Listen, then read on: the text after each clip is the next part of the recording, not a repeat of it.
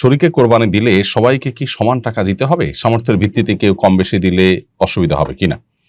শরীকে কোরবানি দিতে হলে প্রত্যেককে সমান ভাগে দিতে হবে এমন জরুরি নয়। কেউ ১ শরিক, কেউ ২ শরিক, কেউ ৩ শরিক এভাবে নিতে পারেন। তবে একজনকে কমপক্ষে ১টি শরিক নিতে হবে, ১টি ভাগ নিতে হবে। একটি বড় পশু অর্থাৎ গরু, মহিষ, উটে যেখানে ৭ শরিক পর্যন্ত থাকতে পারে, ৭ জন পর্যন্ত অংশীদার থাকতে পারে, সেখানে একজন কমপক্ষে ১টা শরিক হইতে হবে। ১টা শরিক যদি একাধিক ব্যক্তি অংশগ্রহণ করেন তাহলে সেটিতে কোরবানি বিশুদ্ধ হবে না, সেটি জায়েজ হবে না।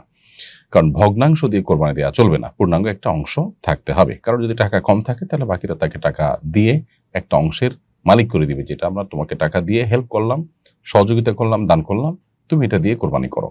তাহলে সেক্ষেত্রে একজনের তরফ থেকেই কোরবানিটা হবে, যদিও টাকা কয়েকজন দিয়েছেন, কারণ তারা টাকা দিয়ে একজনকে মালিক বানিয়ে তার তরফ থেকে শরিক করেছেন। সো কোরবানি, শরিকানা কোরবানি জায়েজ হওয়ার জন্য এটা গুরুত্বপূর্ণ শর্ত যে শরিকদের সবাইকে পূর্ণাঙ্গ একটা শরিক কমপক্ষে এর ভাগ নিতে হবে।